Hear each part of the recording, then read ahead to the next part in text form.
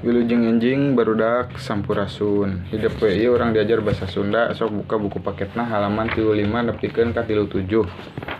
Tah dina halaman 35 nyaeta bagian A ngaregepkeun. Tutup ibu buku bapak ibu guru bade maca carita pe karegepkeun ku barudak.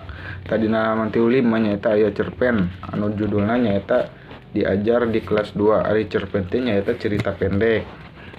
Jadi dia ku bapak rek diceritakeun heula sakedik cerpena, terus ke ku barudak dipahamkeun deui, dibacakeun deui isi cerpena, diregepkeun deui. Diajar di kelas 2. Dinten ieu dadi munggaran lebet ka sakola. Enjing keneh tos gugah arek wios mangkat ka sakola. Seragam lengkap sareng sepatu, dasi, topi serta sabukna. Upami tasna mah enggal keneh mangrupi hadiah naik ti kelas 2 ti Ramana. Emak tos nyuguhkeun kanggo sarapanna sangu goreng sareng endog. Dadi pamitan heula ka bapa sareng ka emana, Pak, Ma. Dadi bade angkat heula ka sakola. Saragam teh bari cium tangan. Bari teh hilap ngeusun pananganna aranjeun. Dadi miyos ka sakola sareng Yaman. Ari Yaman teh rerencangan dadi ti kelas 1 mula. Sakola dadi mah deukeut ti bumi.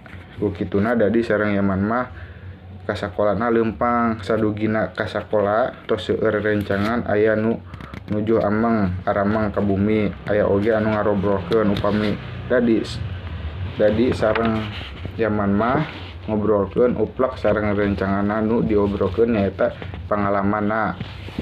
Tah itu isi cerpenna.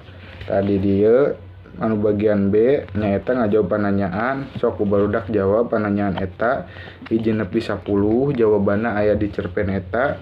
Terus dilanjut deui anu bagian C ngalengkapkeun kalimat.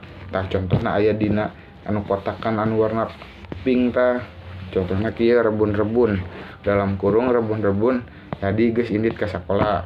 Contoh deui nomor hiji misalkeun kieu kelas abdi naik ka dalam kurung kelas 2. Tah kitu contohna. Sok ku barudak kerjakeun eta tugas-tugasna. Mun tos dikerjakeun kirim ka WA bapanya tugasna.